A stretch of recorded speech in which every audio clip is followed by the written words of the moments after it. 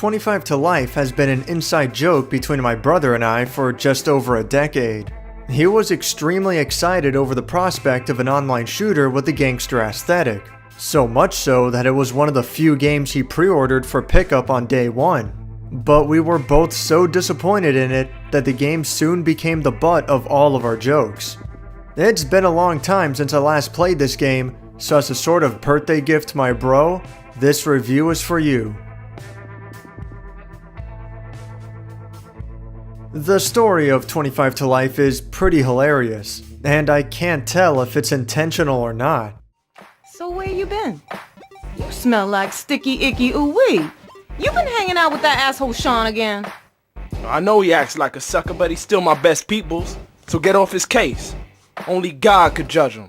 Darnell, go to your room. Damn, Mom. I always miss the good fights. I have never played another game that romanticizes gangster culture so much. Even with Grand Theft Auto, there's a heavy layer of satire, so you know not to take most of it seriously. 25 to Life isn't like that. It has a straight face for the whole game. You gonna be knowing this game all by yourself in a minute. I'm not raising a child who screams thug life all day. Tomorrow, Freeze, I wanna book the plane tickets tomorrow. How you expect us to eat? I gotta get this paper by any means necessary. Not that it matters, the characters are dull and there's hardly any surprises or plot twists along the way. So after this last job, then everything's straight. For sure, homie. Alright then. I knew we could work it out. One day soon, my brother. It's gonna be flowers and a funeral for you. Oh gee, that's not ominous. I'm not even gonna give this game any credit by calling that foreshadowing. The story is your typical betrayal plot with a dash of police corruption and the rise and fall from gangster power. Nothing really new here to say the least, just your typical video game cliche of one man taking on assailants by the hundreds. The gameplay itself is, well, it's actually not that bad. It's obviously not great, but I remembered it being much worse. Only a primary and secondary weapon can be held at a time, and health needs to be restored via first aid kits found on the field. The normal difficulty is fair enough, however cranking it up to OMFG makes the game absolutely relentless, going so far as to remove the radar. Combat is noteworthy for attempting some form of cover shooter, although it's merely a leaning mechanic. It's a little awkward and takes some time to get used to, but it does work.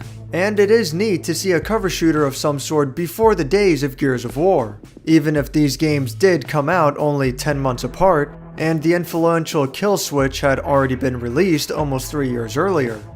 Either way, the cover system loses some utility since most of the challenge in this game comes from the erratic movement of the enemy's artificial intelligence.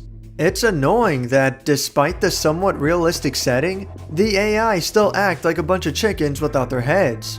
They don't typically look for cover, and instead rely on running in random directions to make themselves a more difficult target. It's likely not as bad on PC, but it's a pain to aim like this with an analog stick controller.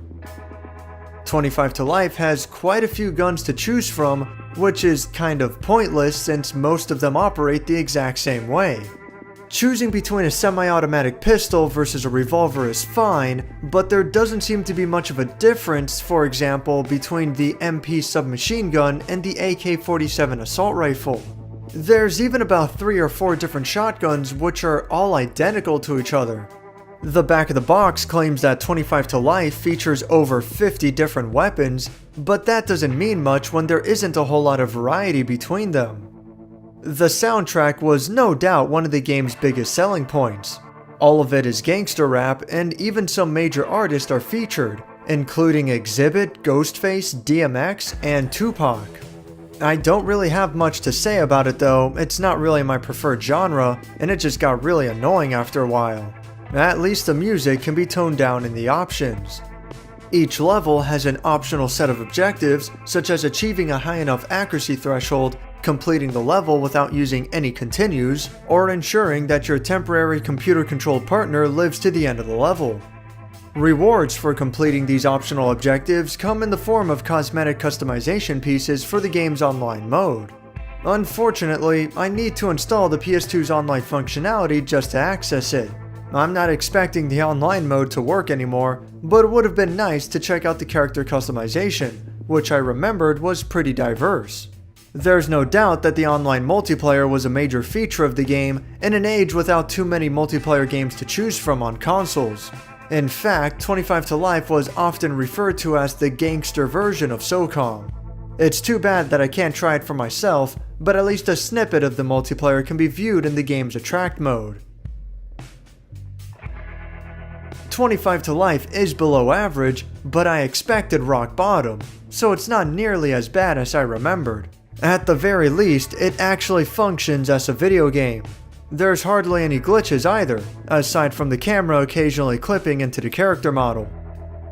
The cutscenes are pretty dumb, and they're funny enough to laugh at, but it's not enough to be worth seeking out for yourself.